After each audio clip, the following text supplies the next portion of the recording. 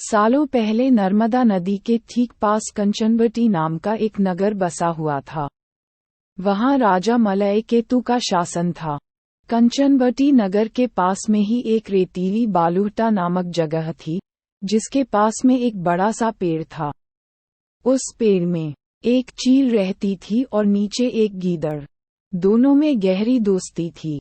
एक दिन दोनों ने सोचा कि सारी महिलाएं जितिया व्रत करती हैं, तो क्यों न हम भी कर लें। इसी सोच के साथ दोनों ने ठान ली कि अब वो भी इस व्रत को करेगी। उन्होंने श्री जियुतवाहन भगवान को मन ही मन नमस्कार करते हुए कहा, हम आपकी पूजा और व्रत पूरी विधि के साथ करेंगे। जैसे ही व्रत का दिन आया, तो पास के ही एक धनवान व्यापारी की मौत हो गई। उसको अंतिम विदाई देने के लिए बालूहटा ही लाया गया, जहां गीदड़ और चील रहते थे। व्रत के दिन गीदड़ ने मरे हुए व्यक्ति को देखा, तो उसे भूख लग गई। वो खुद को रोक नहीं पाए और मांस खाने की वजह से उसका व्रत उसी वक्त टूट गया। उस व्यापारी के शव को चील ने भी देखा था, लेकिन उसने व्रत के कारण उसे नहीं खाया।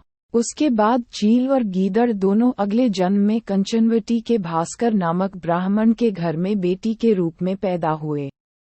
चील का जन्म बड़ी बहन के रूप में हुआ, जिसका नाम शीलवती पड़ा, और गीदड़ का जन्म उसकी छोटी बहन कपूरावती के रूप में हुआ। समय होने पर उसका विवाह कंचनबटी के राजा मलय केतु से उसके पिता ने करवाया। भले ही कपूरावती विवाह के बाद कंचनबटी की रानी बन गई हो, लेकिन उसे बेटा का सुख नहीं मिला। उसके घर जितने भी बच्चे जन्म लेते थे, वो उसी दिन मर जाते। ऐसा होते होते कपूरावती काफी परेशान हो गई। इधर उसकी बड़ी बहन शीलवती को 7 बेटे हुए थे। जब उसके सारे बेटे बड़े हो गए, तो उन्होंने महल में कार्य करना शुरू कर दिया। अपनी दीदी के बेटों को देखकर धीरे धीरे कपूरावती रानी के मन में जलन का भाव पैदा होने लगा। उसने इसी जलन की वजह से अपने पति को कहकर अपनी दीदी के सारे बेटों के सिर कटवाकर एक बर्तन में रख दिए। उन सभी 7 बर्तनों को कपूरावती ने लाल रंग के कपड़े से ढक दिया और अपनी दीदी शीलवती के पास भिजवा दिया।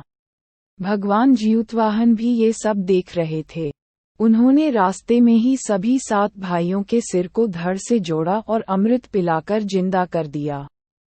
फिर सभी भाई अपने घर चले गए और उन बर्तन में। उधर कपूरावती अपनी दीदी के घर से शोक समाचार मिलने के इंतजार में बैठी हुई थी। जब कोई संदेश नहीं आया, तो वो खुद ही शीलवती के घर चली गई। वहां जैसे ही उसने अपनी दीदी के सारे बेटों को जिंदा देखा, तो वो हैरान हो गई। कुछ देर बाद उसने दीदी शीलवती को अपनी हरकत के बारे में बताया।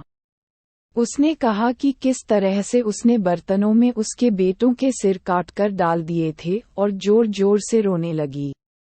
तभी शीलवती को अपने पिछले जन्म के बारे में याद आ गया। वो अपनी छोटी बहन को उसी पेड़ को पास लेकर गई, जहां वो दोनों पहले रहा करते थे। उसने कपूरावती को पिछले जन्म में रखे जितिया व्रत की पूरी कहानी सुनाई। ये सब जानते ही कपूरावती ने उसी वक्त अपना दम तोड़ दिया। राजा को तुरंत शीलवती ने इस बात की जानकारी भिजवाई। अपनी पत्नी के बारे में दुख भरा समाचार मिलते ही राजा वहां पहुंचे और कपूरवती को उसी पेड़ के नीचे अंतिम विदाई दी। कहानी से सीख: बुरे कर्म कभी भी पीछा नहीं छोड़ते। गलत कामों की सजा को भोगना ही पड़ता है।